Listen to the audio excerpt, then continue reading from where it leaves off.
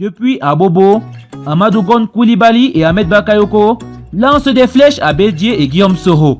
C'est nous les grands joueurs de ce pays. Mais avant tout, il vous suffit tout juste de vous abonner et d'activer la cloche de notification pour recevoir nos prochaines vidéos. Depuis quelques jours, l'actualité politique est cristallisée par un fait majeur, le mandat d'arrêt international lancé contre Guillaume Soro, l'ancien président de l'Assemblée nationale, par le pouvoir d'Abidjan, lié à sa présumée tentative de déstabilisation des institutions de la République.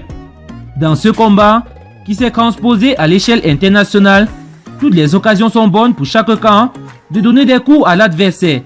C'était le cas le vendredi 27 décembre 2019, lors du lancement de la phase auditionnelle de filets sociaux, devant une foule rassemblée à la mairie d'Abobo et acquise à leur cause, le Premier ministre Amadou Gon Coulibaly et le ministre de la Défense Ahmed Bakayoko n'ont pas manqué de lancer des flèches à Guillaume Soro et Henri Konan Bédié, président du Parti démocratique de Côte d'Ivoire, PDCI. Ahmed Bakayoko a été le premier à mettre le pied dans le plat, sans avoir à citer de nom.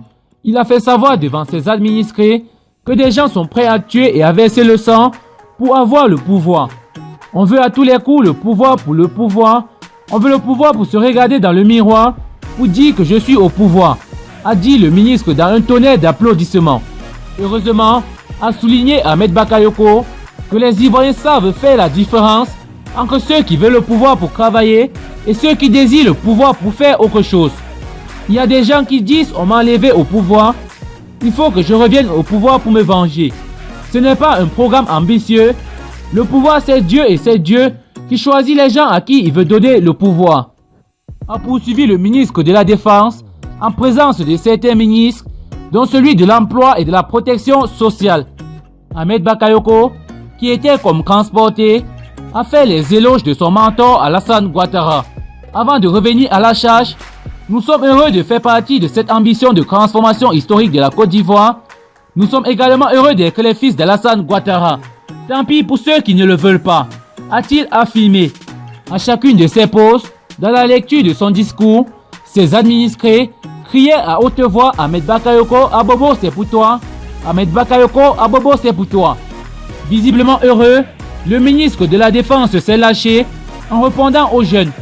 C'est dans cette atmosphère qu'il invite la population abobolaise à avoir confiance au gouvernement et aux autorités. C'est nous les grands joueurs de ce pays, faites-nous confiance. On dit ballon arrive, le ballon n'a pas encore commencé et c'est vous qui trébuchez. Mais ballon là, c'est nous qui allons le prendre, a-t-il confirmé. Il n'en fallait pas plus pour que l'Assemblée crie à haute voix « Vive Ado !»